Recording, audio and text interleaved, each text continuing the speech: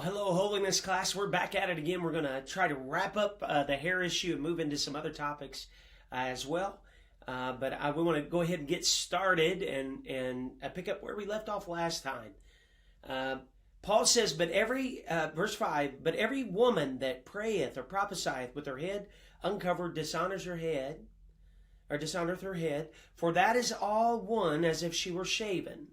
Now, there's the Greek word there is for uncovered. The Greek word is akatakalupto, and it's got some root words in there. Okay, it's with her, and you could literally you could interpret it as with her covering cut, and why? Because when you look at it, is it's like saying atheist. It's like against or an interrupt, and kata is down, and kalupto, that which flows. It's literally interrupting the flow downward. And I remember, I'm going to tell my wife here, I love telling this story on her. She was actually at a student convention with some people that we're praying for, and hopefully they get back on track. But they were in a bad place, and they were kind of leaving the apostolic movement. They happened to be in the same venue where my wife was at, and there's a wonderful friend of mine, Brother Andrew Romine. He was preaching, and he preached this incredible night sermon to these young high schoolers on hell. And man, it was a tremendous sermon, and there was a lot of conviction, and a lot of young people that came down and began to pray and to consecrate, and some of them were praying for the Holy Ghost. It was a tremendous night. And of course, if you're not living right and somebody reaches on hell, it afflicts your conscience. And I don't mean that to be flippant. We really are praying that these people that we really love will find their way back to the truth. And they were sitting around, they were talking, and you know, the man was kind of grouching a little bit because his conscience was afflicted. And he said, well, you know, this and that, and this is going to send you to hell, and that's going to send you to hell. And you know, he said, how long is long anyway?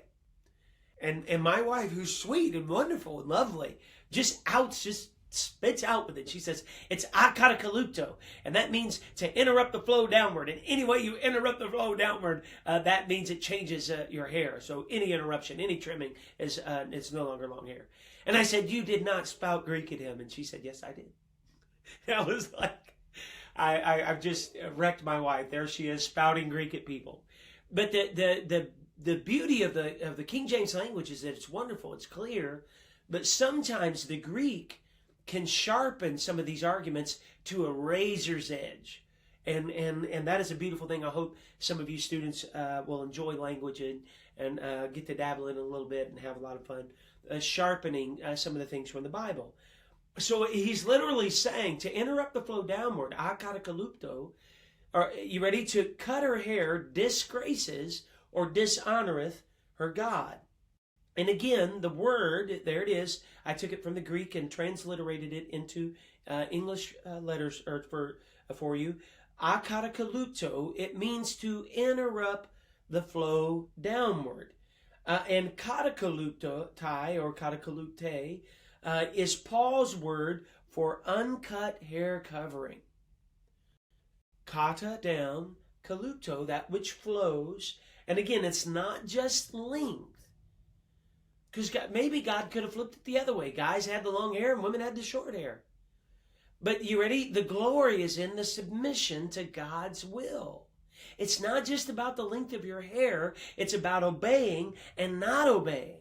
It's about submitting to God's order and not submitting to God's order. Well, people say, well, no one's going to tell me how I can wear my hair. I know, not even God.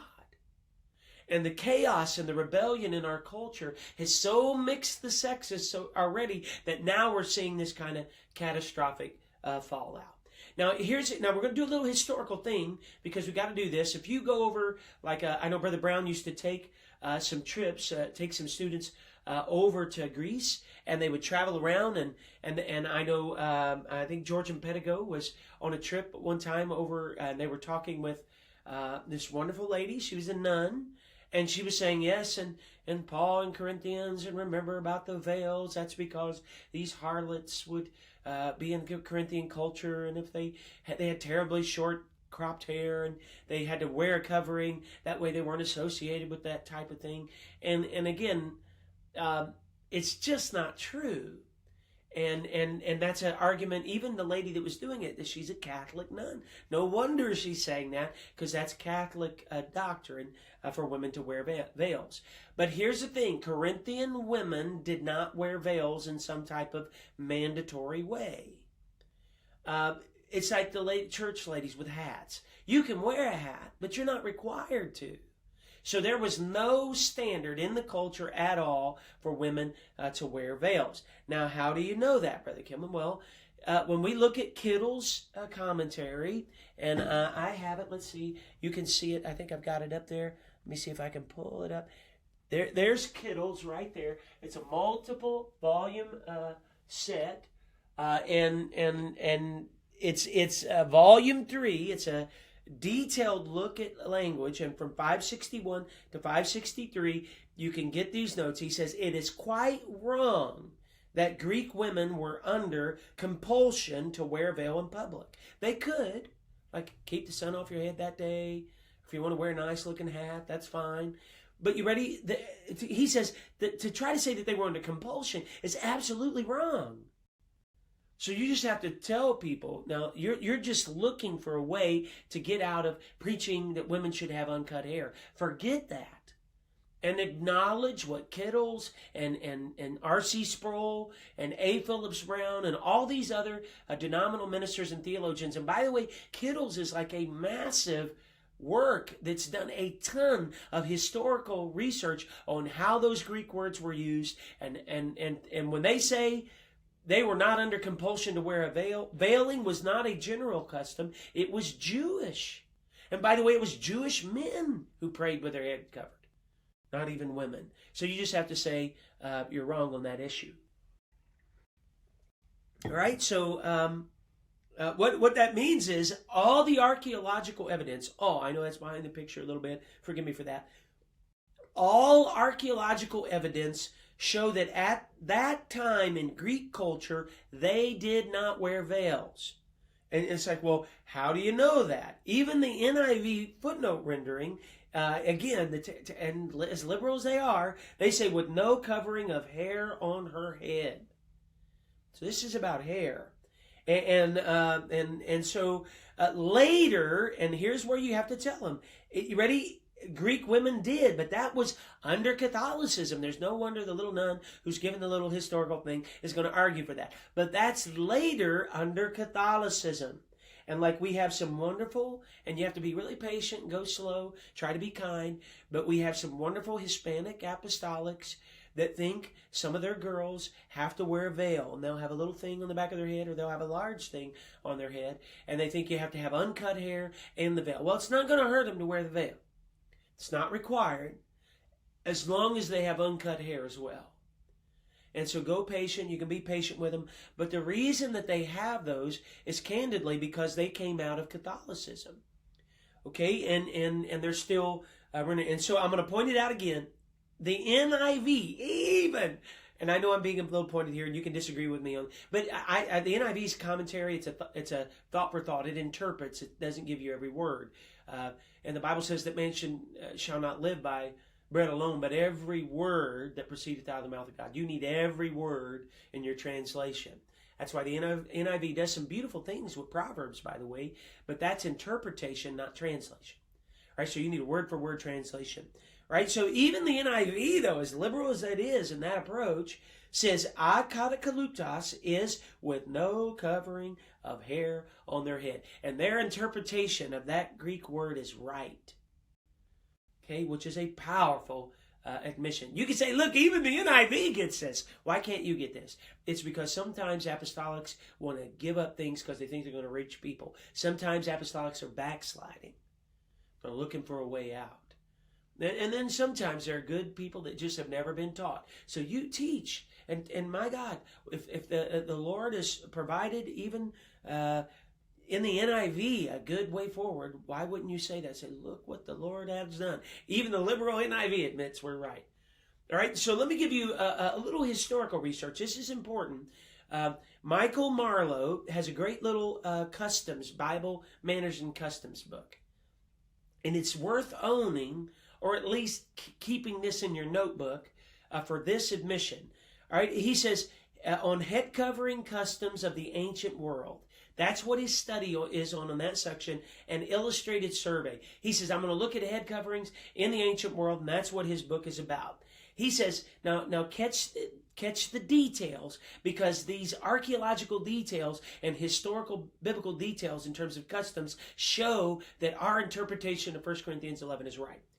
Many of the statements, he says, regarding Greek customs found in otherwise respectable commentaries reveal a surprising level of carelessness. Now get that. He says sometimes they have careless information in them in the use of cultural background information. He says, now catch what he says. Unsupported speculations are often asserted as fact. And you got good apostolics saying, we don't know what those words are. Some of those readings are lost to us. Well, you're just, again, Marlowe would say, you just don't know what you're talking about. You got people saying, well, this is about a local Corinthian custom. And Marlowe's going to be like, you're just saying that without any evidence. He said, and you ready? They're unsupported speculations, often asserted as fact, and then repeated by other scholars. He says, for example, G.G. Finley, writing in the Expositor's Greek New Testament, he says, wonderful, got many wonderful things in it, states that amongst Greeks, only the heterae, high-class prostitutes, so numerous in Corinth, went about unveiled. And he shows that in volume 2, page 872. Now notice what he says though. But he gives no historical source for this assertion. None. He gives no historical source whatsoever for this assertion. He just claims it. And you ready? He says, this statement is quoted by A.T. Robertson in his word pictures in the New Testament in 1933. Now notice what he says, though, without any indication of it being questionable. He just repeats it. And from there, it's quoted in several more recent books, because in many other places, A.T. Robinson does a tremendous job with word studies. But he just is like, I don't know about this one. Let me quote G.G. Finley, because I like that, and I don't want to say it's about uncut hair. Well, get over yourself. If the Bible is talking about uncut hair, just admit it, embrace it, and say, this is the truth. It's about uncut hair. He goes on to say, but there is no historical basis for the assertion. There's no evidence for the claim. And it is even, he says, contradicted by some evidence. For ancient descriptions of Greek women in public and in pagan worship services without head coverings, he says, see Zinzerling, Women in Greece and Rome. Zinzerling also gives illustration of the Greek heterae wearing headdresses. He says, so not only is there evidence of women in good standing, in good families, in all sorts of settings, public, private, worship settings, even pagan worship settings, and you ready? They're uncovered. They don't have a head covering on. He says, as a matter of fact, you even got these high-class prostitutes wearing head coverings sometimes. Why? Because good, godly women wear hats sometimes, and ungodly pagan women wear hats sometimes. And he says, it's not about hats. What is it about then? Hair. Okay, and that's what it's about. And you just have to give up that notion that it's something else. Now, I know I'm going in detail, but I want to give you the kind of cutting-edge resources that'll help you deal with people on these issues. So let me just do it this way. All right. He says, oops, excuse me, I went a little quick there. Some commentators, he says, who maintain that Paul is advising conformity to Greek customs simply fail to make any distinction between Oriental and Greek society. Now he's given another layer. He said, here's another reason why they're wrong. They're confusing Oriental culture with Greek society. He says an example of this is Charles Hodge's commentary, and Hodge's got a great commentary in many other places, in which he writes, a costume which is proper in one country would be indecorous or not the right decor or decorum in another. The principle insisted upon in this paragraph is that women should conform in matters of dress to all those usages which the public sentiment of that community in which they live demands. So he says if it looks terrible, Christian women shouldn't do things that looks terrible in that culture. Now, we've already dealt with that principle from Scripture, abstaining from every appearance of evil, or not letting your good be evil spoken of. But what Marlowe's going to say is, Hodge is just wrong. This is not about that principle of abstaining from the appearance of evil. He says, the veil in all Eastern countries was, and to a great extent still is, the symbol of modesty and subjection. Now he's talking about Eastern culture, Oriental culture. For a woman, therefore, in Corinth, to discard the veil was to renounce her claim to modesty and refuse to recognize her subordination to her husband. Now he says that's what Hodges says. Now catch what he says though. But clearly, a prevailing custom in Eastern countries, if you go over to Iraq and you're going to be a missionary lady, you're going to have to wear a veil. He says, but that's Eastern countries. That is not the same as what's going on in Corinth or any other Greek city. And by the way, it's the practices of all the churches everywhere. So he says, all due respect to Hodge, he's confusing Eastern society with something Corinthian, which is Greek. He says, don't look at Iran or any of these other or Eastern countries and say that was a Greek thing. He says that's just not the case, which is again why you can't make that about veils. And again, Corinthian women were not under some compulsion to go about wearing veils all the time. Gill explains it really well. He says public marble portraits at Corinth, presumably members of wealthy and prestigious family, were most frequently shown bareheaded. So that means all the archaeology proves that women didn't have to wear veils all the time. Why? Because you have them in all sorts of studying, and most of the time, even good members of well-respected, wealthy, prestigious families, they most appear in public and in private and in worship bareheaded. He says this would suggest it was socially acceptable in a Roman colony for a woman to be seen bareheaded in public. And you can see that. I've listed the reference there for you. David W.J. Gill, The Importance of Roman Portraiture or marble carvings and things like that for head coverings in 1 Corinthians 11. And now, it's interesting that all of this kind of cutting-edge archaeology proves that our position is right, that this is not about a local custom. I'll give you another one, the Theological Dictionary of the New Testament. Opic says this, to be sure the veil was not unknown in Greece, but it is quite wrong, and again, underline that, wrong, that Greek women were under some kind of compulsion to wear veil in public. As a matter of fact, the Jewish Encyclopedia says, among women, long hair is extolled as a mark of beauty. It says a woman's hair was never cut except as a sign of deep mourning or degradation. And you ready? The law forbids the shaving, and that should say, forgive me, the head. Okay, and so when Paul is saying this, I mean, it's like all of archaeology is on our side that this is about hair. That's why Paul says in verse 5, for that is even all one as if she were shaven. If she is shorn, it's the same as being shaven. Now, I'll do a little Greek here. Ingar estin kai to autou. And it's emphatic. The only thing I want you to concentrate on is this. For, gar, is hin. And it's emphatic in the Greek.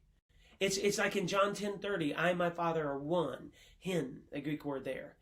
It's literally, I and my Father are one and the same. And so you could translate this, for it is even all one, where it says one. You could render it, the understanding is, you ready? It's all one and the same.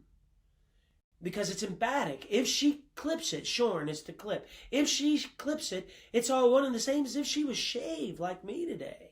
Why? Because she's dishonoring God by interrupting the flow downward. And the Greek is as if she were shaven, as if she had already been shaved. Why? Because it's perfect, it's already done, passive participle. And that means if she clips it, it's the same as somebody had already shaved her. Right? And that's what that means. You could render this or interpret it this way, for it is all one and the same as if she had been shaven bald. Which again is not permitted. He's saying something like this. If you want to cut it, why don't you just shave it? Either way, you're dishonoring God. Don't you want to honor God? And he's dealing with women that are coming out of the Corinthian culture. And he's saying, don't you want to honor God? And you got to go patient. Some people don't know. He says, you've been following me. I praise you because you've been following me. Continue to follow. Do this because you're ready. If you want to cut it, why don't you shave it? And I know you want to honor God, is what Paul's saying. So honor God by keeping your hair right. For if the woman, he says, be not covered, let her also be shorn. If her hair's not right, there's not much she can do except to be shorn right now. But if it be a shame for a woman to be shorn or shaven, let her be covered. Now, he's already said it's a shame. So, if the woman be not covered, let her be shorn. If she's not covered, I understand. Let it be cut. But if it be a shame, and he already said it is, he says, for a woman to be shorn, to clip, or shaven, let her be covered. You ready? It's not her appearance before men that's critical, because some ladies get very clever on how to cut their hair. And you can tell, and it's like, wow, it's even, and it's kind of layered, and you don't get that kind of perfect edge without that. And you can tell when a woman is not honoring God. And so, and the Greek is for if, igar, the fact, and it could be translated, the fact is, because it's again causal, uk kataluptatai, if she is not covered, and kataluptatai or katalupto, akatalupto is, you ready? It's katakaluptas or katakalupte is Paul's term for women's uncut hair. He's saying the fact is, if a woman does not have uncut hair, and that's what it means to not be covered. You ready? If a woman does not have uncut hair, and he's going to deal with shorn, kairo, and shaven, kareo,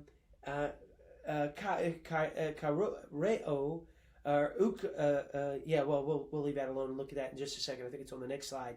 And this is a critically important verse to interpret this. Let her also be shorn. It means, you ready? If she's gonna do it, she's gonna do it. But excuse me, karosto, it's from Cairo, and it's aorist middle imperative. Now I'm going to give you the Greek a little bit because it's important. It's imperative, which is a command or a must. And you ready? And Bauer says because it's middle, it's to cut one's hair or to have one's hair cut. She cuts her hair or she has someone cut her hair. He says, and you ready? If her hair is cut, what is she to do? You ready? Stop. If it's a shame, she needs to be covered. And it means it's cessative. It's cease the action that causes her to be uncovered. He's saying the fact is, if a woman is not so covered, indeed she must stop cutting it or stop having someone cut it because it's in middle. Now that's strong. Even the NIV says here, let her be now for short hair. Even liberals admit it. I understand she's got to do it for now, but you ready? let her be covered. If she's got cut hair, she walks in, there's not much you can do. Like my mother, when she first came to God, she didn't know any better. She walked in, she had cut hair. What are you going to do? Not much, except for teacher right now. And when a woman stops cutting her hair or stops having her hair cut, I don't care if she's cut it as short as mine, the moment she stops, she's obeying God. Now that's what the scripture is teaching. Let her be covered. If she's going to leave her creative order to be masculine, Paul is saying, then cutting it or shaving it, it's all the same in God's eyes. But you ready? If she desires to fling aside her created divine order, it makes no difference whether she's trimmed or she's saved. It's God who is aware of her intention at the end of the day, and any cutting of her symbol of uncut hair and shows that she is not subject to God, and it changes her position in the creative order. Okay? All right, now verse 7 says, for a man indeed ought not to cover his head, for as much he is in the image and glory of God, but the woman is the glory of the man. Now, the glory is again in the proper relationship between male and female. So, and he's dealing a little bit with creation. He's going to talk about Adam didn't come out of the rib of Eve. He's going to talk about creative order. And why is here important? Because again, we're created to reflect divine order. You ready? To the glory of God. And the separation of the sexes is one thing that glorifies God. As a matter of fact, Anton LaVey, the founder of the Church of Satan, says in his book, The Devil's Notebook, from San Francisco, in San Francisco in California, where he founded the Church of Satan. He said one of the best things Satanists can do is to confuse the glory of the Creator in male and female. And he says that's why one of the best things a woman can do is walk down the street in a pair of pants. And another way is you can blur it this way. The devil's about robbing glory from God. And he does that by confusing creative order. And even Anton LaVey, the founder of the Church of Satan, admits that. So, for the man is not of the woman, but the woman of the man. Now, without this distinction in sexes, we lose teleology. Teleology is the study of purpose. And you ready? The vestiges of our true origin as male and female is lost. You get crazy things. I remember the story of someone told me there was a man and a woman they had the same kind of asexual haircut, zipped up in the back and kind of feathered on the side. A man and a woman, they both had the same haircut. They had on the same exact suit. And she was walking in front of him, and he was following behind her. And he had on high heels and lipstick and jewelry, and she didn't have anything on. And it's like, and you look at that and you're like, what in the world are they doing? They have lost the distinction of male and that chaos of really weird sexuality and kind of crass, like 8-year-olds in California, 8-year-old boys now subject to sex changes, that type of mutilation in our culture. That comes because we have lost. You lose these little things. It spills into big things because we lose what male and female is when we start messing with the definitions from our Creator. And again, I know I've already made that case, but I want you to see how important this is, and I know you do. Neither was the man created for the woman, but the woman for the man. And again, this is about creative order. That's why R.C. Sproul points this out. As Creator, God can determine how things should be.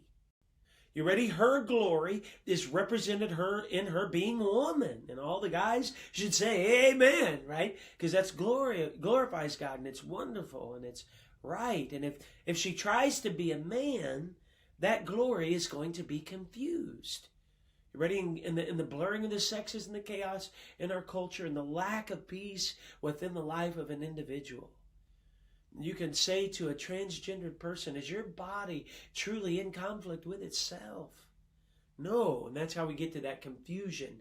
And it's testified in the way that she wears her hair. For this cause ought the woman to have power on her head because of the angels. So he's saying if she rejects the symbol of her authority, she loses her authority in her creative order. So the power of God flows downward, as it were. If you'll let me say it like this, that in the creative order, you have God, the head of Christ is God. So that's the man, Jesus, subordinate to deity. And that has to be about the flesh. It cannot be about God being under God. That would not be co-equal. And the head of man, the man is Christ, and the head of the woman is the man. And that's not a bad thing. That's about subjection in creative order, and the power of God flows downward. But Paul is saying, if a woman chooses to take her creative order and go out this way and live out from under, reject submission to God, then you ready? This power of God that flows down, this blessing of God, the authority of God, the power to operating in anointing. Because remember, he's saying when a woman stands to pray and prophesy in the church, that's what he's dealing with, spiritual authority and power in the church. He's saying if she has rejected God in terms of her creative order, she doesn't have the right to stand and pray and prophesy. Why? Because she's rejected her source, and rejecting that authority and standing with God means that she has no power from God. And the other power that she's operating in, that spirit of rebellion, is, you ready, or is tied to the other side. And you can't afford for that type of spirituality to be spilled into your people. Okay, now that's strong, but that's what he means in this verse. And the Greek is diatautou, for this cause, not merely therefore. It's not just therefore. For this cause. It's strong. This is the reason women ought to have power on her head. Because of the angels. It's about alignment. And when we obey God as men, and when you ladies, when you obey God as women, then you are in correct alignment to have the touch of God on you, whether male or female. Now I'm just going to say this. Whatever you ladies get by having long uncut hair, I get by having cut hair. Now, this is not like magic hair and laying it on people and them being healed. And by the way, the man that taught that, I don't think he was making a doctrine of that. He was just trying to say if witches, because that comes right out of Wicca, or right out of witchcraft, rather, that practice of laying long hair on people to heal them. That's witchcraft. That's not something that we do. And I don't think that's what that man meant when he was teaching on that power on your head. He says, if a witch knows the power of long hair, how much more should an apostolic lady not be ashamed to have long hair? I think that was his point. And again, you need to say, well, what is the power on the hair? Do I have angels? You don't have angels in your hair. Whatever you get by obeying God, I get by obeying God. It's standing in power. And Paul's dealing with this issue in Corinth because women coming out of the pagan culture didn't know how to operate in proper alignment with authority. He says, remember the angels that rebelled. They lost their power. And remember the angels that stayed, the 2/3 of the angels that obeyed, they retain their position and power with God. So think about the angels, you ready? And when you don't rebel, you are in alignment. You ready? But more than that, Satan and 1/3 of the angels said, we don't care about God's order. We want to rule ourselves. They rebelled and they became demons. And so rebellion in this issue is a big deal for both male and female. And you get the point. Right? And so for this cause, Paul says, because of this, pay attention that your alignment to spiritual authority, there's no stronger language in Greek to emphasize this. Diatautou, because of this, pay attention. This is the reason for this cause. Without her covering, she loses her place in divine order and is cut off from her source of power. And that's why when he gets to 1 Corinthians 14, he's going to say, it's a shame for a woman to speak in church. Now, he doesn't mean every woman. Because he's talking about in this passage, women that pray and prophesy in church. They're speaking in church. He's saying the ones that are not under authority. The ones that are rebellious, the ones that won't even listen to Paul. He said, by the way, I'm done teaching on this. If you have any more questions on this, go talk to your husband at home. I'm done teaching on this. This is my final word on it. Get it right. And if you need to learn in silence. And that means learn. And when they learn and obey, then it's okay for them to stand and speak and pray and prophesy, preach or minister in the church, like the rest of the New Testament as well says. We don't have time to deal with that in detail, but you get it. But if she's cut off from her divine order, if she is in rebellion, she's cut off from her source of power. And alignment is the key to praying and prophesying. You cannot have a woman that's not in alignment. She should be in obedience as saith the law. You don't get any... she should be in silence, as saith the law. You don't get any Old Testament passage, any place in the Old Testament at all that says a woman has to stay silent in worship. But you do have a lot of verses that say if you're in rebellion against God, you don't get to minister. And that's what that passage means.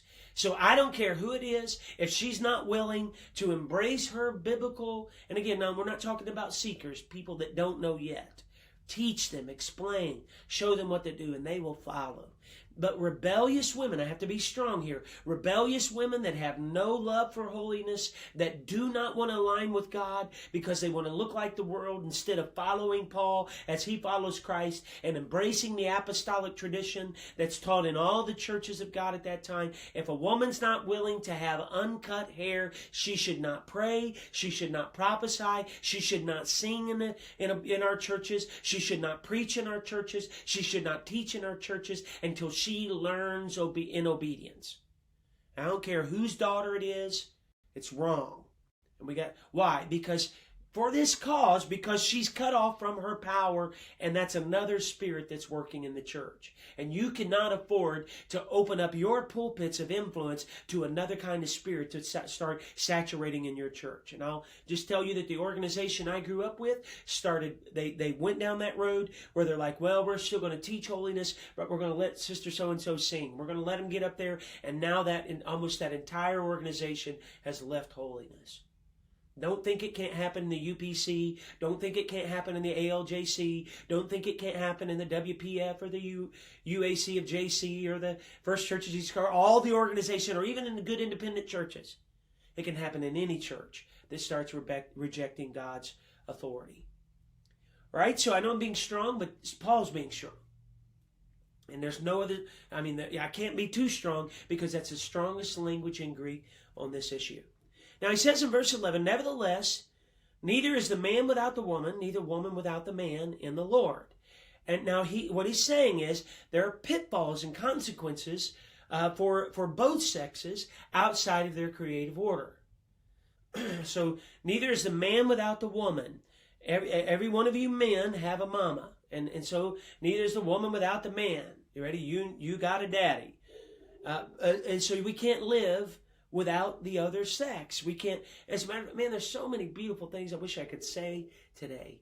Do some study and look in sociology right now and psychology. There's massive admissions where they're saying today that there's no such thing as parenting. You got to get that. Secular psychologists and sociologists are admitting there's no such thing as parenting today. There's only mothering and fathering. And it's so different that you need both. It's like God knew what he was doing when he created male and female. And when you maintain these distinctions and help them to understand and embrace their role as mother and father, and you're his husband and wife, you are blessing society by bringing things. And now even cutting edge sociology and psychology is admitting we're right, and feminists and postmodern feminism and liberalism is wrong. Right? And so you have the right message for our time. For all times, it's biblical. For as the man is of the woman, so is the man also by the woman, but all things are of God. You can't have a man without a mom. You ready? So what am I going to do? Am I going to get mad at that because God made me man? Or you're going to get mad because God made you woman? And He's saying you're going to rebel against the natural order. Are you going to get mad at God's order? Well, you can, but you can't ignore it without consequences. Jump off the building and you still got to deal with the law of gravity. Ignore God's separation of the sexes in these areas, and you still got to deal with the law of nature. And you still got to deal with nature's God. He's designed it. And we would do better to cooperate with it instead of trying to ignore it. So he says in verse 13, judge in yourselves, is it comely that a woman pray to God uncovered? Now here's where you know it has to be hair, not a cloth. like, is it terrible for women not to walk around without hats? Is it comely that a woman pray uncovered? You ready? Why would it be ugly for her not to pray without a cloth on her head? Why would it be ugly? Why would it not be comely? Why would that be about beauty? And again, like when God made Eve in the beginning in Genesis, she wasn't created with a covering on her head. God didn't make her and go, ooh, got to make you with a covering. By the way, here's a cloth covering. No. And not only did the Bible say it was good, he said it was hoteo. It was very good. So you can't say that a woman has to wear a cloth in prayer in order to look comely or beautiful. Because God said she was very good without that covering in Genesis. It means this. Like like Rolling Stone put this, I think it's just Sinead O'Connor. All due respect. Now my head is like shaved and guys can kind of pull that off. Now this looks, all due respect, it's just kind of sketchy. And we know that when women do this, it's not the natural look of a woman. Okay, and it's not comely or beautiful for her to do that. Doth not even nature itself teach you that if a man have long hair, it is shame unto him? Now it gets very easy to understand this. How does nature teach that a man should not have long hair? It's very simple. I am a living example. Because male pattern baldness is more common and notice he says, not culture, but nature. And again, this is a natural issue. And you ready? Come is present active subjunction, and it has a durative quality. It means it continues to go. If a man continues to let his hair grow long, that's what it means. All right? And A. Phillips Brown II, which is he has a bachelor's in ministerial studies from Hobe Sound Bible College, and I'm going to give you his credentials. He has a master's in Bible from Bob Jones University. That's very conservative. He has a PhD from Bob Jones University. He's Associate Professor of Language, Bible and Theology at God's Bible School and College in Cincinnati, Ohio. And I think he also is a lecturer at Ohio Christian. Now notice what he says. Now he's credentials. He's an expert in the language. He says, although komao can be used with various metaphorical senses, the normal meaning of the word throughout Koine literature. Now, what does that mean, Koine literature? Koine is the Greek of the New Testament. It's common Greek, not classical Greek, Koine Greek. It's common Greek. He says the normal meaning of the word throughout all of the usage of common Greek literature is to allow the hair to grow long by not cutting it or to wear long hair.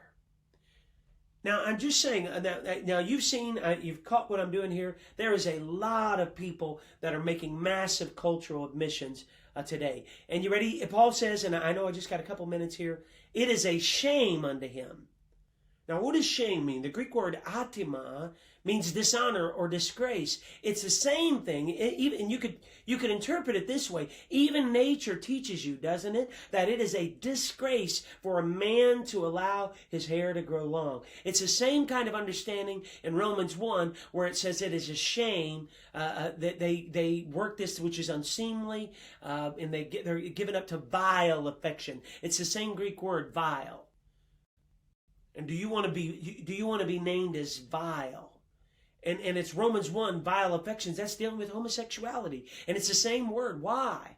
Because when you start messing with hair, you're messing with the same things. You're blurring the sexes.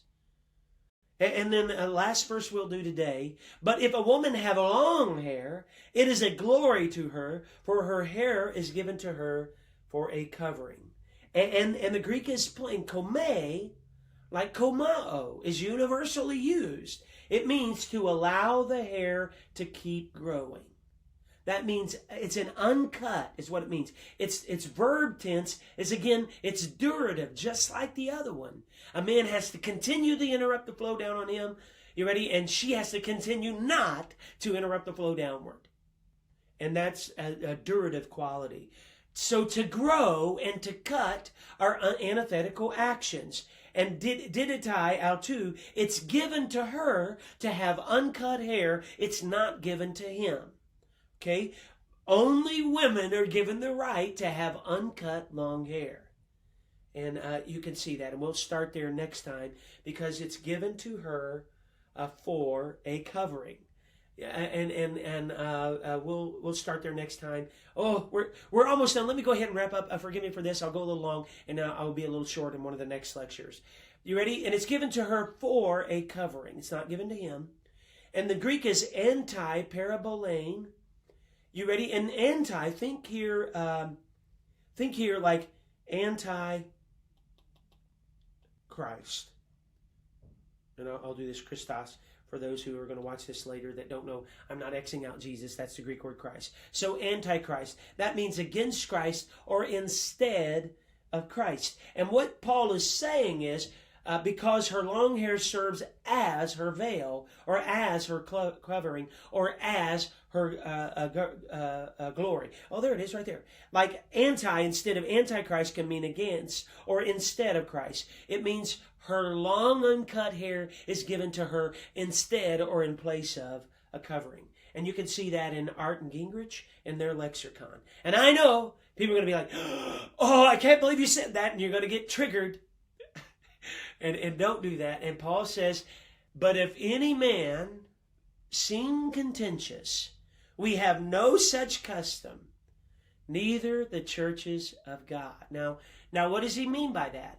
There's no other practices, and even R.C. Sproul says, in any of the churches, in any other places. MARLOWE points that out as well. All of those experts and scholars and archaeology and Greek culture and customs and even in theologians says, you ready? There's no other practice in any of the churches of God anywhere in the Christian world. And if you have a problem with that, if any man be contentious, the Greek is strong, it's a strife lover. If anybody be a strife lover, they want to argue about this, you want to get triggered, Paul says you got to deal with your own contentious heart. You ready? I'm done talking. Because this is about alignment with God, and alignment with God is alignment with power. And authority comes with power. Authority is not just stepping into the pulpit. You have to step into the pulpit empowered by God. And ladies, that comes through the alignment with God. And I may never know, but God does. And Paul's saying the spirit world knows. And angels, Hebrews says angels are ministering spirit to the heirs of salvation. And the demons are fallen angels. And they observe in the spirit world. And when you walk up there, and you may be clever, and you may be able to curl it under, and you may be able to fool people, but the spirit world is not fooled, and you cannot afford to try to operate with spiritual authority when you're not in alignment with God, whether you're male or whether you're female. It's like the sons of Sceva. The sons of Sceva in the book of Acts, they said, they saw Paul, he's out there, he's preaching, he's casting out devils in the name of Jesus. And the 7 sons of Sceva come up to this demon-possessed person, and they said, we adjure you by the Jesus that Paul preaches. And the demon said, Paul we know, and Jesus we know, but who are you? And the demon-possessed man jumps on them and hammers on them and beats them up and sends them out. And he rips off their clothes and beats them up terribly. And they're hurt and they're naked and they run out and they're shown to be a fraud. Because the spirit world recognizes that you're just a pretender without power. You don't have any alignment, and because you don't have alignment in your obedience to God, you have no power with God in the spirit world, and they are not afraid. Now, I'm going to be a little candid here. Hell's not intimidated by your ability to preach. Hell's not intimidated by your ability to teach. Hell's not afraid of your ability to sing. To move people emotionally is not enough. Your preaching and passionate your passionate preaching is not enough. It has to be attached to God, and that comes from your alignment. And that's what hell is after. Hell is after your obedience. Because if hell can get your obedience, hell's got you cut off from your power.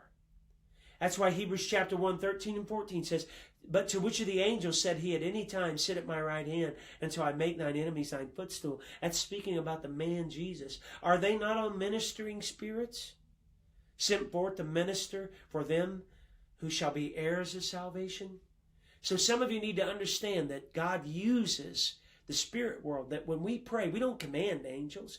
We just preach like they did, like the apostles did. You just do what the apostles did. They preached, they taught, and whenever they said the Lord gave them a word to say, they just spoke the word with authority, and they didn't have to command a bunch of stuff. It just happened because where the word of a king is, there is authority because of your alignment and obedience. The words that you preach and teach and sing are powerful all by themselves. And the spirit world cooperates with that because you are under your authority.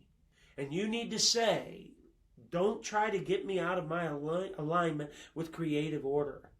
Because the source of my power, the source of my ministry is in fact a God. Right? And that's what the enemy's after. And so know that and teach people to understand that the spirit world is real. And you may be able to get away with it for a while. But when you walk into a church and somebody's bound by alcohol or bound by drug addiction or pornography or materialism or hedonism or pleasure, you're going to need the power of God in your pulpits. And that comes just by you simply being who God has called you to be. And you can literally do more than attract a crowd. Because if you get in the entertainment business, then you have to keep them entertained. But if you're connected to God, you just connect them to the power of God. And that power of God will flow through your ministry and people will be set free. All right, God bless you. I hope that made sense. I'm sure it did.